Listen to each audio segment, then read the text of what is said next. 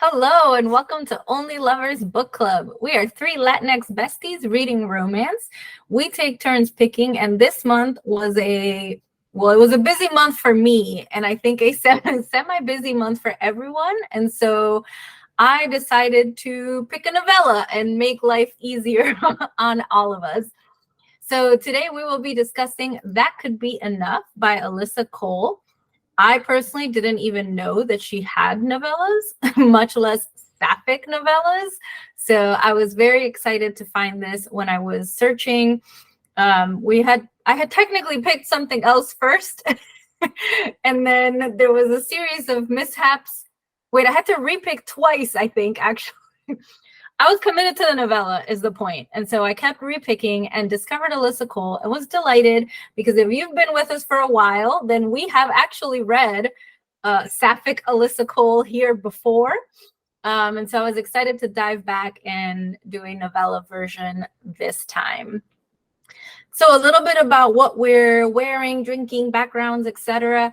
Chris had the fantastic idea to have us be the Hamilton sisters. I don't even know their last name. This book, in case you did not know, takes place in the Hamilton universe. I have listened to Hamilton and I've watched the movie version once. So Chris knows way more than me. And they instructed us to wear the different colors of the sisters. And so I have green for Eliza. And Tashai has pink for. This is not gonna help me. just unmute yourself and help me out. Angelica. Angelica, and Chris is yellow for Peggy. For Peggy, yes. Yes, excellent. So that is why we are the colors that we are. I'll let everyone give a little bit more detail as we go around. But as for me, I have a green shirt. And that is it. I did nothing else to embody the character. It's been a month. But I do have a wonderful background of what I imagine to be the epilogue of this novel, in which Mercy and Andromeda get married and wear fabulous wedding dresses. And it's a beautiful outdoor wedding.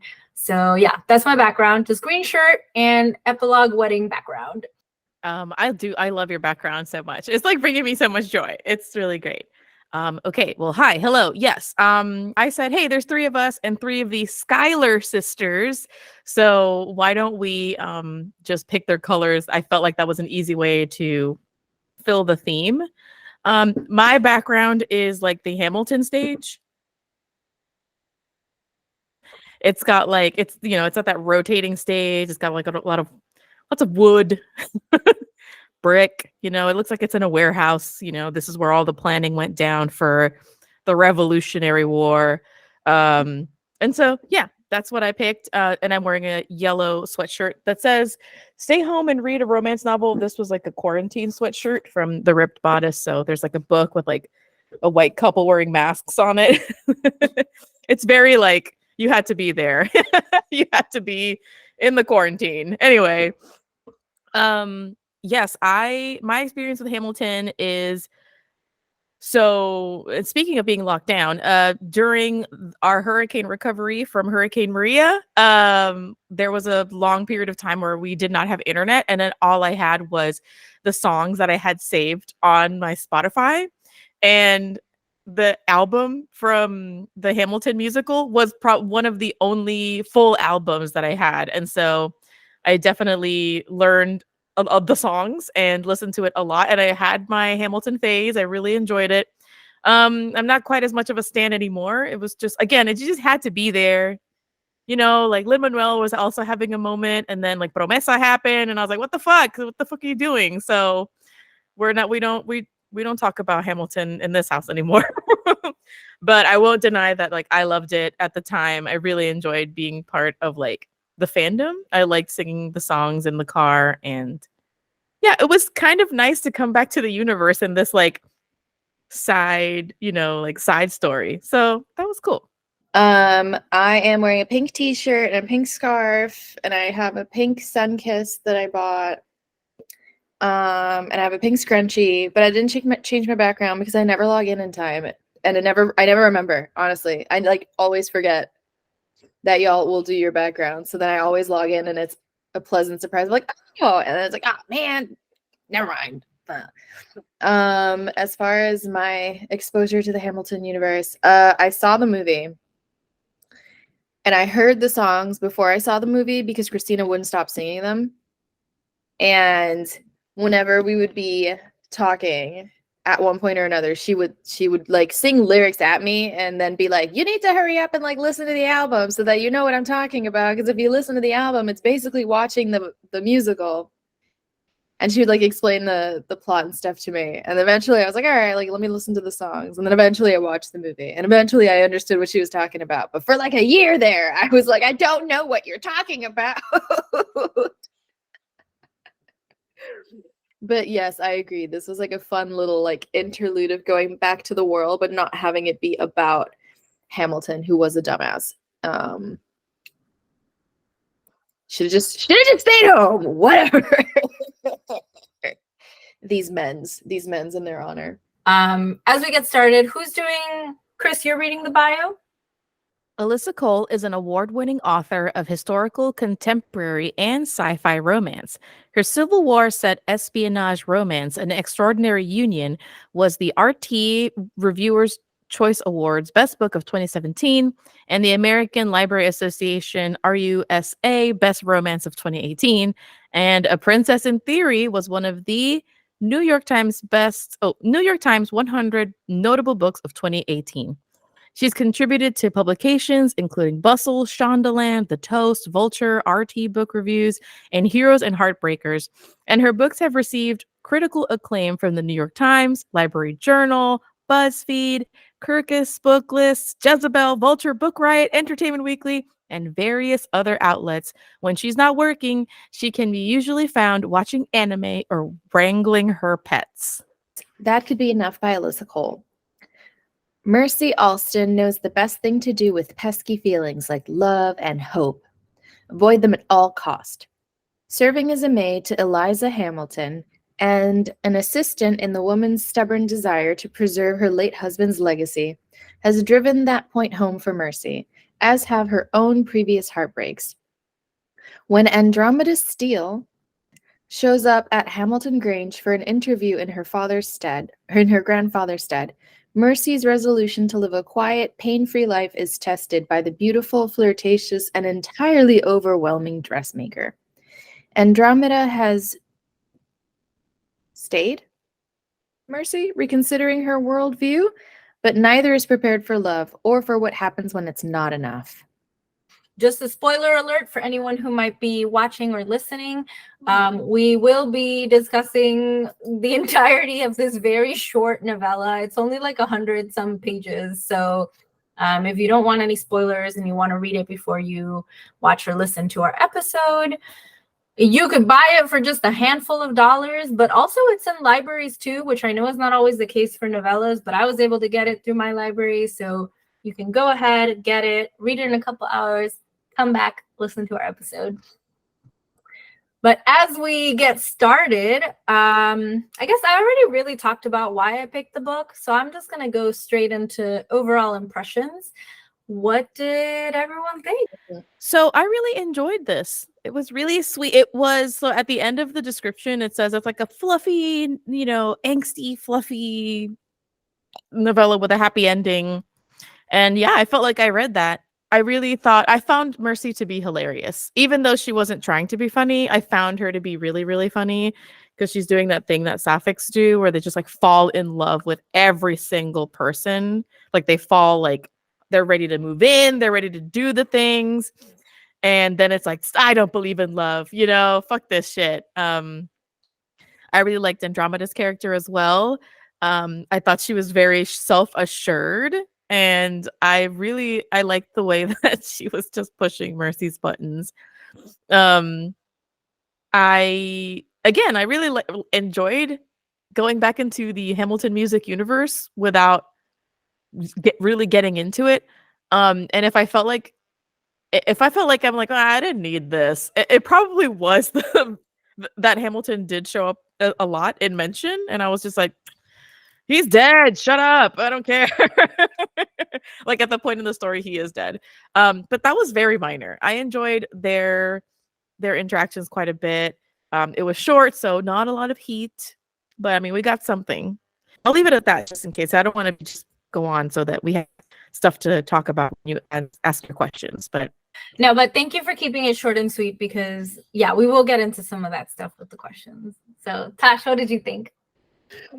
I liked it. I thought it was fun. I thought it was like, I think it's a smart move to set a novella in a world where people already have all of the context and like history because of other things, because then you don't have to spend a lot of time world building.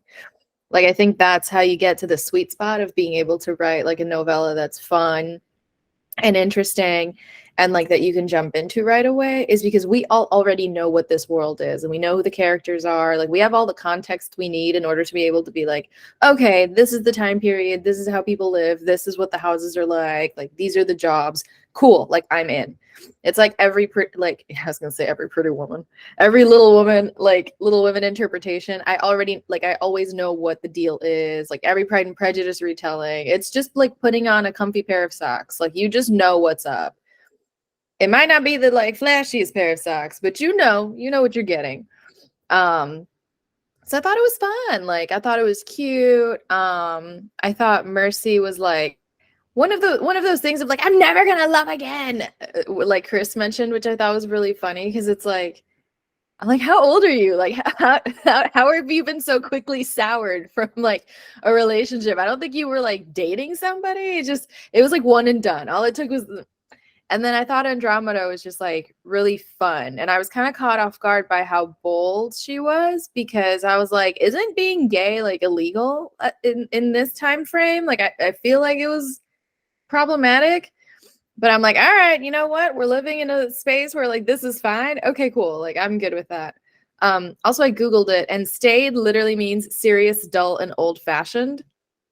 So the last sentence in the book description is like that Andromeda has serious, bored, and old-fashioned Mercy reconsidering her worldview. Like that's what that sentence means, which I'm like, yeah, okay. Like I guess that's an appropriate description of like the relationship, because Andromeda is just like, oh hey, what's up? And Mercy's like, don't talk to me.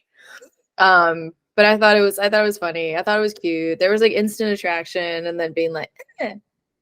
But to Christina's point, the one thing that I didn't like as much was like how much like the love for Hamilton. I'm like,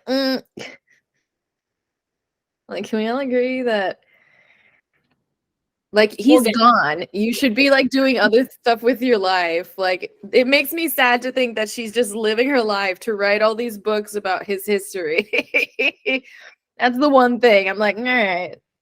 I'm sure we'll find you some hobbies, girl. We'll get you a friend group you can hang out with. We'll get you some girlfriends. But it was fun. It was a quick read. I didn't realize how short it was, and I like breezed through it once I like got into the swing of things. So thank you, Drea, because it was nice to have something that was like light and quick and fun and like not too serious. I was reading it in between work stuff, so I was like, I'd get pissed off about something and then be like, and then go back to work. I do have some questions, not a ton, because it is very short. I think it is on the shorter side. You know, I mean, I feel like novellas can like really bump up the lot. Like they can be like right on the line of like what is a novel versus a novella, and this was like solidly a novella, which I think is really cool because when I was thinking about it, first of all, we haven't read many novellas in Only Lovers, period.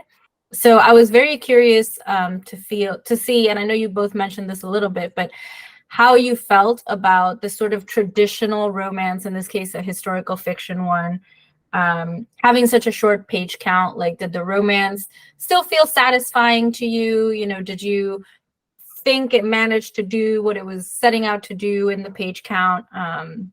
Just curious, because I do think it's the first time we've read a book where it's like Chris said, there's not a lot of plot. It's like it's just a sweet little romance. So thoughts on the page count? So I feel like the page count was exactly what the story needed. I would not have minded like a longer, more fleshed out story, but I am more than satisfied with the length of this one. I think part of it is, yes, it was just like a hectic month and just had a lot of things come up. I think between the three of us, it's just been like October and then November. It's just been a wild ride. And so I think from that part personally, I like that we had something short. I read it in one sitting. And I did feel like it did accomplish what it set out to do. I had two very different protagonists approaching their love and sex life in very different ways.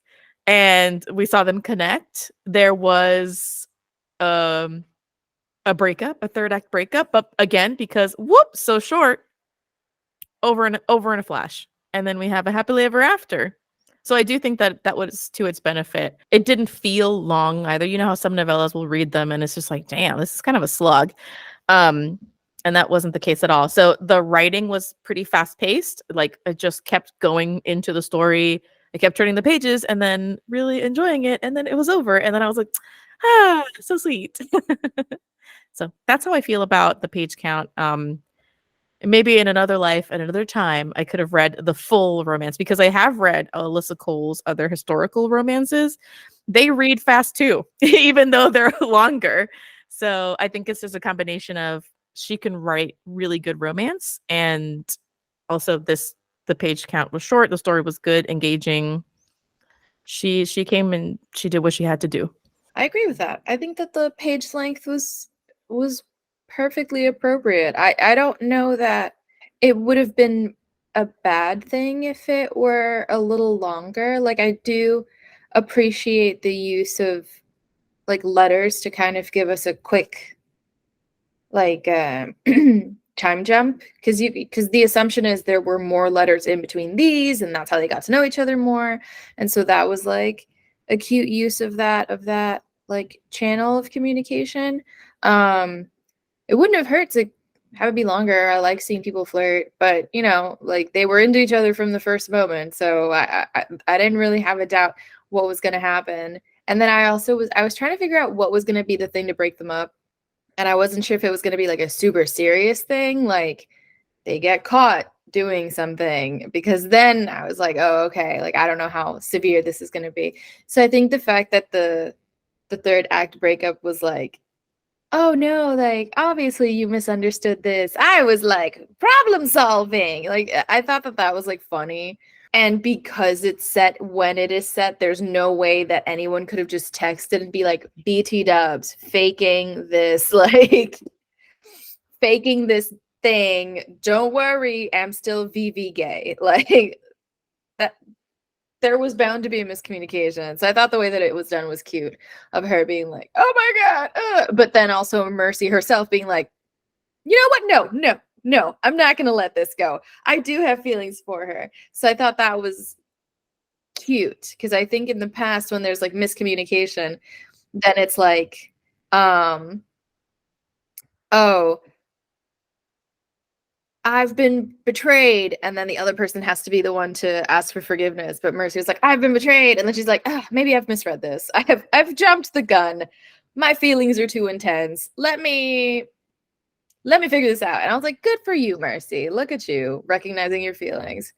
So I think she did a lot. I think she did a lot in a small span, and I think that that is a testament to her doing a good job and knowing how to write a story that people are going to enjoy, because in the hands of anybody else, they could have tried to make it stronger by making it longer and like ended up with a weaker story. So Listening to Tashai, I remembered the whole letter writing portion of it, and I love that. I love a letter writing segment. I mean, I even like it when it's texting, but there's just a special place in my heart for like an epistolary moment. Mhm. So I really enjoyed that. I found it super romantic. I also think that the short page count works because given the ethnicity of the protagonist, given their sexuality, I also feel like we got a little bit of opposition, but there was no page space to make it that strong.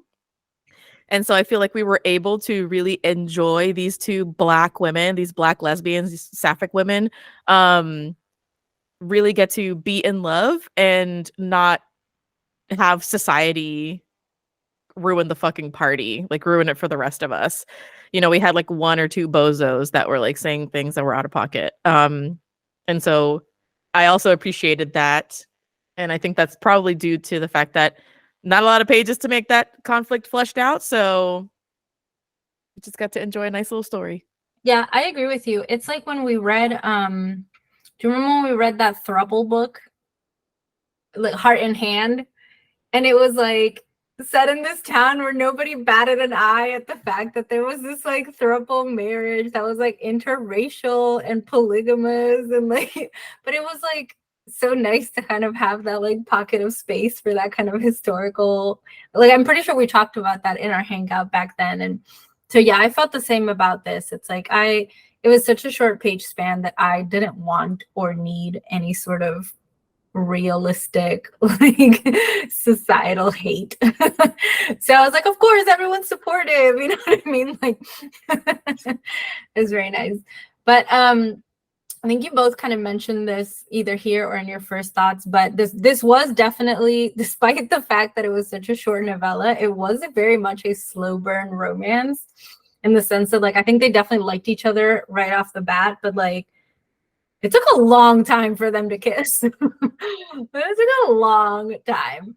And so I was just curious, I know we talked about the pacing of the novel as a whole, but like how did the romantic pacing work for you? Like, did you think their chemistry and compatibility was believable? Did you think their like kind of slowish pace was believable? I know part of that, or part of what helped, which you mentioned, was the letter writing makes it seem like there's a bit of a longer period of time. But yeah, I was just curious, like, were you kind of shipping how the relationship was developing? Were you happy with the sort of pace of that?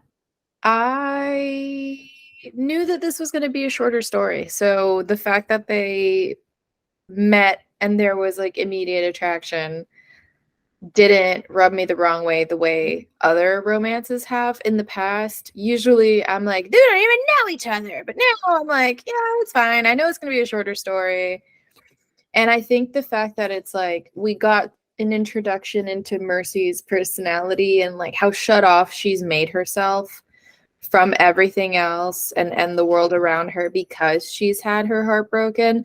And then having someone like loud and just hot and like ballsy show up at the house and be like, hey, like y'all made me stand over there. It's cold. I don't want to be over there. Does anyone have tea? Like, it's like, what is this? You invited me here. And then Mercy's just like, immediately trying to like put her in her place the way that Andromeda was like, excuse me. So I thought that was cute because it's one of those like not necessarily like an enemies to lovers, but a sassy, like ballsy, I have my own business, like don't fuck with me, during a time where women only really had power if they were like married to somebody important. Like I could see how Mercy would immediately be like, like as soon as like Andromeda walked in. I get it. I understand that. It's like there's this one fucking gorgeous actress. Let's say Rosario Dawson. If Rosario Dawson fucking walked in here and said anything to me, same reaction. And then I thought that it was cute that Andromeda looked at Mercy and was like, there's like potential here, but her dress looks like shit. Like, like there's a diamond in the rough here. Like, I see you hiding. Like, I know there's something going on in there. So I thought it was cute. I thought the like chemistry of it all was like just fun. I think I enjoyed it the most because there weren't any dudes around. So I was like, yay, we're all just having a good time. No one's gonna. I totally believe in instant chemistry in this scenario. Yeah, big same. I thought that the romance was just delectable. I really enjoyed it. It made sense that it just made sense. I don't think that anything took too much time, but I also think that the characters were given a lot of space to be themselves. So I understood Mercy's like sapphic yearning right away. I was like, I've been this person. I see you, Mercy. I hope that Andromeda, gets you on the right path to feeling self-assured.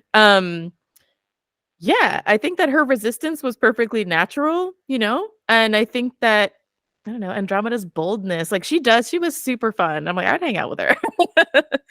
I like that at first Mercy is like really reluctant. Andromeda has to work hard to win her over. But it just made, when it finally happens, that it's just so much more enjoyable. I'm like, yes, even though it was kind of a fade to black. And I was like, ah, very disappointed. But I mean, it's okay. Like, you can't win them all.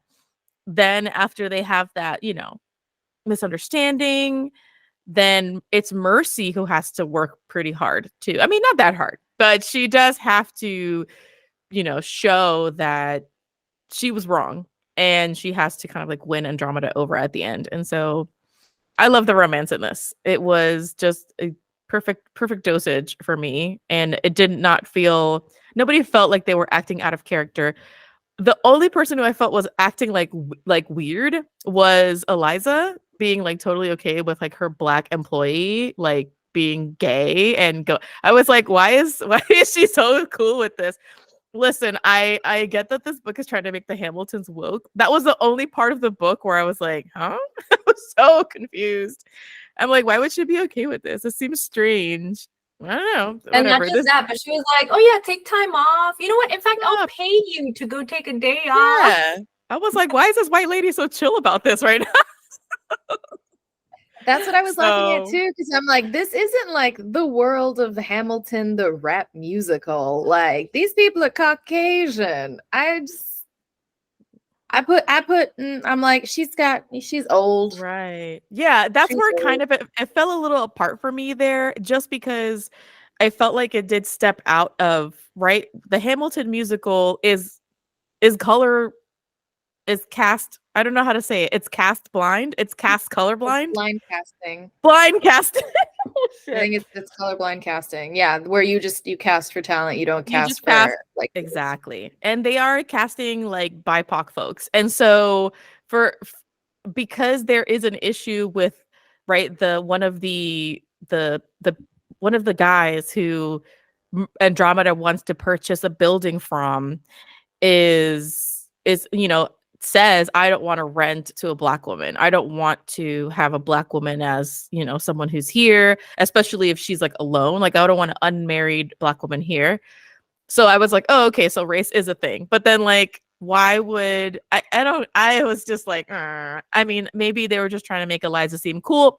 And I can believe that Eliza was cool, but I was a little thrown by the mention of ethnicity. And then it's a problem in some places, but not a problem in others.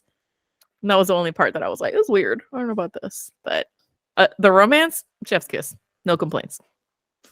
Yeah, no, I agree with the romance. Even though it was like very low steam, I did think there were like enough little bits here and there that were like not like steamy necessarily, but like I remember like there was one scene where Andromeda is talking about like tailoring her dress or whatever, and she's like, oh, I don't need to measure you, like I already know your measurements just from like looking at you. And I was like, there's like little things like that I'm like, yeah.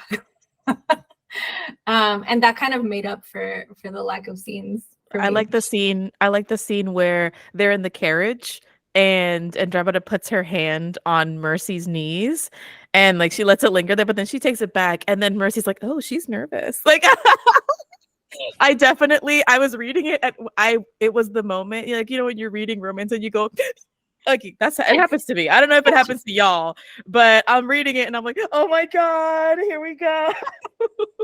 That was definitely one of those moments. So I think it definitely had those little moments that still made it feel like, oh, they've got like a sizzling, chemistry, and there's tension. There's tension.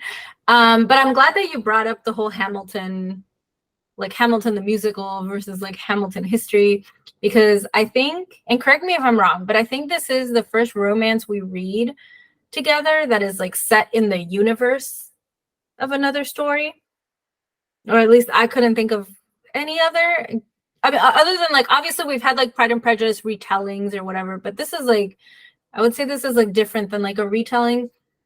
So I don't know. We may have read. Where it's not the main people. It's like the main Exactly. people It's existed like, somewhere else, and we're like over here. yeah. And so I was curious to know if that like truly added to your enjoyment of the story, or would you have like just preferred it like without any of the Hamilton references? I know, Tasha, you mentioned that it was kind of nice and that you already knew the world, and so the world building wasn't as needed. So yeah, if you want to elaborate on that, I was just curious, like, do you think you would have enjoyed the story just as much without the Hamilton? Does it make no difference to you? Do you think the Hamilton stuff added to it? I will say, I think if you had this story without the context of the Hamilton universe, then it had to be a longer story. Because the existence of the Hamilton universe is what brings them together in the first place. So you would have had to figure out a reason for them to meet, a reason for them to kind of like keep interacting with each other. I feel like the romance itself could have worked, because you take like a housemaid, and you take a woman who's like got her like clothing business, set in this time period where like being gay is not chill, and also being like a woman of color is not chill. Like that story in and of itself is a good, strong story. You would just need to dedicate a lot more time into writing it. And then also the rules, I think, need to be a lot more straightforward as to like do we have this like Hamilton, we don't talk about race, but it also doesn't play a role in what's going on, or we don't talk about it but it does play a role in what's going on and like impacts the plot. But the chemistry is the chemistry. I think the chemistry is good. I think that even outside of the context of Hamilton, this time period lends itself to like really interesting storytelling, because there is so much more at stake with like every interaction that's happening. But I think that just having the Hamilton in it is like the hook. Like having it live in that space is the hook of like, oh yeah, like I'll read this because this, I already know I like this thing, so like this will be something fun too. That's why I read every single Pride and Prejudice retelling, or like everything. There's certain retelling. I'll read it. I'll read whatever it is. Like cool. Cookbook? Awesome. I'll read a cookbook based on like the meals that are eaten in Pride and Prejudice. Like cool. Let me see what little Easter egg is in here. Like, yeah, I think these two characters are interesting and compelling enough that if they lived outside of it, I'd read a story about them. I think that the Hamilton musical universe is the hook. And if you are a fan of that, then you find the Easter eggs. I think that the story works outside of the Hamilton universe. I think it would probably be a stronger story outside of it. I will be honest. I think that it would be a stronger story just because there are elements that the story was hinging on that didn't quite land. And one of them was, first of all, Eliza being cool with Mercy going after Andromeda, but also the turn that Mercy has to do in order to realize that she has to go after Andromeda feels so strange, because it's about Eliza forgiving Hamilton for like a really big wrong that he did, like a very shameful public wrong that he did to her, that he sure spent the rest of his time with her like making up for it, but it still doesn't take away that it fucking happened. And then someone being like, you should forgive them because I forgave Hamilton. That would make me look at you sideways like, that's stupid. Don't tell me that. That's not as convincing of a story as you think it is. And so that particular part, I was like, get out of here. Like, I obviously know Mercy's gonna go after Andromeda no matter what. The story needs her to.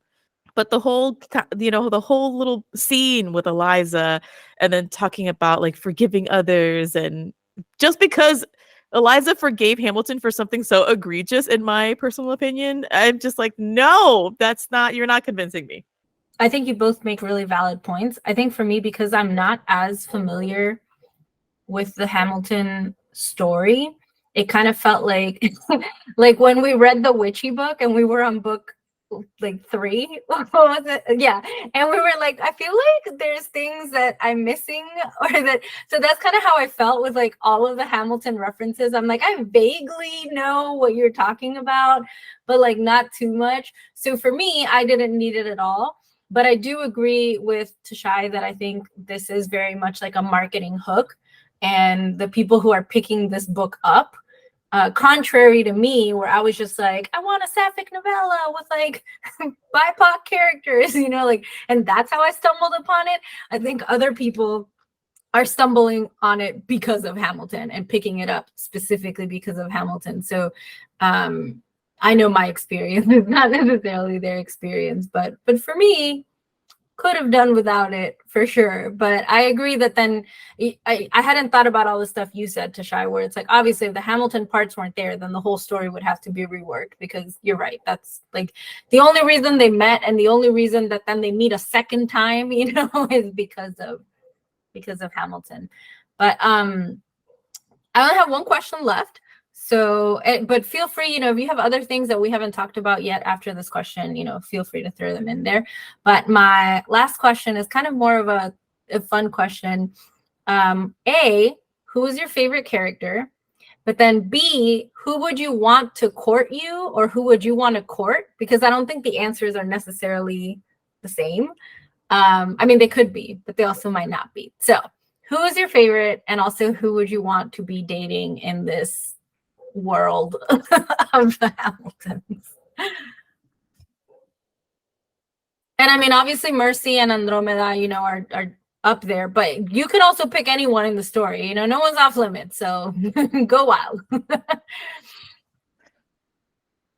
I'm trying to remember other characters, I'll be honest. There was the shop girl, the girl that worked at the shop with Andromeda. Who had so much work to do. There's Eliza.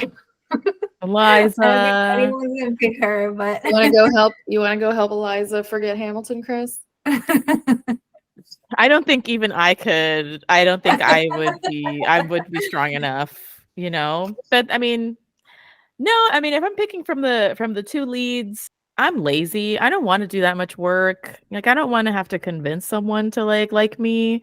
So I would go Andromeda, just because I feel like our energies, we would match, you know, and it would be a quick, you know. I know that Andromeda was like, ooh, interesting challenge, you know, and I respect that. That's not me. I'm not trying to start a project here. Just, are we on the same page? Okay, then let us proceed, you know. I knew you were going to say that, because you don't want to chase anybody. You want someone to be on you. Yeah, like if you were like, who are you? Like, are you an Andromeda or are you a Mercy? I'm still an Andromeda, but I have had my moments where I'm like, chase me, you know, like, let me know that you're into me. So, you know, but that's just my personality and my preferences. So you can choose the same or different. It's fine. I'd pick Andromeda because she has her own business. Mhm. I'm picking based on her financial portfolio. you want a sugar mama. No, I want to stop working at this goddamn house. If I'm Mercy, I don't want to be working in this house cleaning up people's bullshit. This white lady crying over Hamilton, piece of shit. We all know he cheated on her. I'll go work at the clothing store. I want to learn some life skills. Fucking yeah, I'll help you organize your books. I would probably be Mercy, though. Or no, I'd be the assistant. If I had to pick who I am, I'm the assistant. I'm just like working, and these people are doing things, and I'm just trying to pay my bills and go home. But I would probably want to date Andromeda. There wasn't anything, in my opinion, of her character that was like, here's a thing that has happened to this person and they need to like work through it. To me, Andromeda's fine. She's got a job. She's figuring out how to get this like other house that she wants to work at. She's friendly. People like her. She's got a good reputation. Mercy's got like some trauma stuff that she needs to work through because of like the past relationship, and like she's very shut off. So, you know, if she hadn't been that good looking, I don't think Andromeda would have put as much time into it. So like Mercy's probably hot as hell, but you know, just scowling all the time. I'd be like, okay, I guess we're not gonna go to brunch together. Bye, Mercy. I'm gonna go work on my dress. Tasha, you're so funny. Well, I mean, I didn't ask this, but since everyone said who they would be, then I guess I would be like that one sister who's always like, when's he gonna come visit me? Why? And it's like, yeah, that's who I would be, the sad, like mentally going through it. But as far as like You're who I would Eliza. court, you know, why choose? I would just court them both and just join in on the. There's plenty of space, you know. Now she owns 2 buildings, so I think we'd be fine. And they were business partners. Yeah, exactly. It's the trio. We're the co-founders, like together. Drea, Yeah, you keep the books. You keep the books in from the 2 stores. You know what I mean? Like the yeah. boarding house and the dress shop. That's the glue. That's how you enter the situation. Mm-hmm. Yeah, I love it. But yeah, that's all my questions. I don't know. Is there anything we didn't talk about that you still wanted to talk about? I did think it was funny there was like a storm. I'm like, is this gonna be like the thing where like she gets sick and then she has to stay at the house because she's sick? They already did this in like this other book. It didn't happen. You had your Pride and Prejudice on the brain. Yeah, I was like, why are these people in these specific time periods always catching a fever from riding in the rain? Like, I guess That is the strange. diarrhea, the consumption, all of those illnesses from the lack of filtration in the No, water. and then you know what? And that was the part where I think what you were talking about, Chris, about the sometimes some things came into play and sometimes they didn't. Like when she comes in the storm and they're like, oh, well, you have to stay in the maid room because you're not here as an official visitor. You know, like before you were here as like a visitor of Eliza, but now you're not. So you have to go stay with the maid downstairs. And I was like, oh, okay. I mean, I needed them to be in the same bed, so I was No, okay with it. absolutely. But it's one of those things where I'm like, I feel like if Eliza was really that cool and she had enjoyed this lady's story so much, she would have let Andromeda stay in like a guest bedroom. Exactly. I mean, I don't know anything about how the upstairs downstairs works in like colonial America, but I also was like, why are they being so fucking rude right now? You need to sleep in the maid's chambers. I'm like, I'll tell you, why? I went to the Biltmore Estate in North Carolina, and they definitely were not letting any of the downstairs people come upstairs. There are very clear drawn lines. That's why the rules in this novella. I'm like, I'm just a little confused. This is how people get kicked out of the house in Biltmore Estate with all of its secret tunnels, so that all the servants wouldn't be seen by anybody.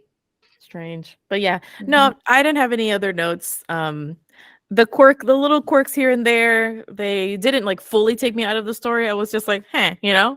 And then I just moved on. I was much more interested in Mercy and Andromeda getting it on. Well, no, and you know, it's funny. I feel like I asked a lot of questions about this being a novella and like made a really big deal about it. But like the next book we're reading is a romance novella too. It is right? also a novella. Yes, it is. It is. This is the year of the novellas. I think if needs must, you know, it's an intense year. And so we are still fulfilling our romance quota, but just, you know, with different page count. We'll see what happens next year. I feel like you would have picked your book because of the content. And I feel like you would have picked that book whether it was a chonky novel or whether it was a novella. So yes. Chris, why don't you tell us, what are we reading next month? Next month we are reading a transgender romance called Exodus 23, like chapter 20, verse 3, like in the Bible. And it is by Freydis Moon. And I'm really excited. It's got a beautiful cover with like a semi-biblically accurate angel and just some beautiful brown person with a fade. Yeah, and that's what we're reading next month. I hope it's good. I hope it's a good discussion. I gotta get a pair of angel wings. I gotta do something. But yeah, that's what we're reading in December. I know they wrote the Heart Haunt Havoc, which I still haven't finished. Because I actually don't know where we put it. Because we organized some stuff and now it's like missing. But I got about halfway through that novella and I was liking it. We're reading it in the park. Why don't we, does anyone want to share what else they are reading before we head on out? Sure. I'm reading 2 things currently, actively. I am reading for other book club. I'm reading Rose Quartz by Sasha Takshablu Lapointe. It's a book of poetry. It's very good, but also very sad. So it's hard to read in big chunks. Like I feel like I have to take breaks because some of the stuff is really good, but it's one of those books that you like read it and it feels like you're getting punched a lot. Like your feelings are getting punched. But it's also very excellent. My sister's like flying through it. She's already gonna beat me to it. But on a lighter note, I'm reading the 3rd volume of She Loves to Cook and She Loves to Eat. I love this freaking manga series. I saw it on Cryptid Library for Cryptids Instagram, and I was like, oh, that sounds cute. And it is a real slow burn sapphic manga. And one of the women is discovering her sexuality, which is really fun. She's like, wait, am I a lesbian? And it's because she likes to cook. Like she doesn't have a huge appetite, but she loves cooking. And then she feels like she can't really enjoy the food that she makes because she feels like it goes to waste. And it turns out that her neighbor is like this really big woman and who can really pack in the calories. And so they strike up a friendship, and yeah, she likes to cook and she likes to eat, and they end up hanging out a lot, and there's a lot of introspection with the characters, and it is just hilarious and delightful. And if you're looking for like a light manga to read, then I would recommend these. I got them from my library, and there is a movie. I think there's a movie that you could watch if you don't want to read the manga. I don't know where it is. But there's a movie somewhere about it. I don't want to watch it because I want to finish reading the series. That sounds really good. I just checked my library and they don't have it. So sadness, but it does sound really good. Cute. I'm still reading Legendborn, but then I also just got back the 7-Year Slip because I was reading it and then I couldn't finish it and I had to read other things and the library took it away. But now it's back. So I'm still reading Legendborn, and then I'm hopefully going to be able to actually finish the 7-Year Slip this time around, which again is a book that I saw on reading lists, and then I didn't read the description of it again, so I was like, oh yeah, I'll just start reading it, and I had no idea that it had to do with like time travel. So I'm like, I really need to start reading descriptions for these books. I'm like, oh yeah, this looks fine. Oh, whoops, sorry guys, it's the 5th book in a series of like 48. My bad. But I'm only reading one book. I've been kind of in like a little bit of a reading slump, so I've been having a hard time just like picking stuff up to begin with. And so because I was going on this work trip and I knew I had to take 2 planes each way, and they were short flights, so I knew there was no chance of sleeping. I was like, let me find a really engrossing, like, kind of book. And it worked. And like I actually read on the plane, and now I'm like halfway through and really liking it. And that's Nice. Forgive Me Not by Jennifer Baker. It is a YA. I got it through my library. But it's really cool because it's like set in the near future, and it's like a reimagined juvenile incarceration system that they've like created to like combat the fact that, you know, many kids are like lifelong offenders. You know, they like go into juvie, get out, go back in, get back out. But it's like kind of dark. It's one of those books where it's like, so far I can't even really tell whether the author wants me to be like on board with this new system or not on board. And I love those kinds of books because it's very much like, who deserves to be forgiven and who gets to decide punishments, and like what's a fair, you know, is like an eye for an eye, like how do you learn and move on, like those kinds of questions. So I'm very much enjoying it. So that's good because it's the first book that I've been like really into for a while. So nice. Yay me for picking a book. Well, or you know, sometimes you think a book will be like just what you need and it's not. But in this case, this was like exactly what I needed. So I'm very much enjoying it. But no, thank you everyone for sharing what you are all reading. I'm very excited for the Exodus book next month. Oh, I can't believe like we're already going into December. Wild. Like, where did 2023 go? But anyways, we'll go out with a bang. It'll be a fantastic episode. I'm excited for it. So thank you everyone who's been listening or watching. You made it to the end of the episode. Thank you for spending some time with us. Make sure to like the video or leave us a comment, or if you're listening, don't forget to leave us a review. You can support Only Lovers Book Club by subscribing to our shows and sharing our episodes. You can also drop some change in our tip jar and buy some books from our bookshop. You can find us on Instagram at Only Lovers Book Club. And we'll see you next month for some sexy, religious, trans, queer, erotic romance.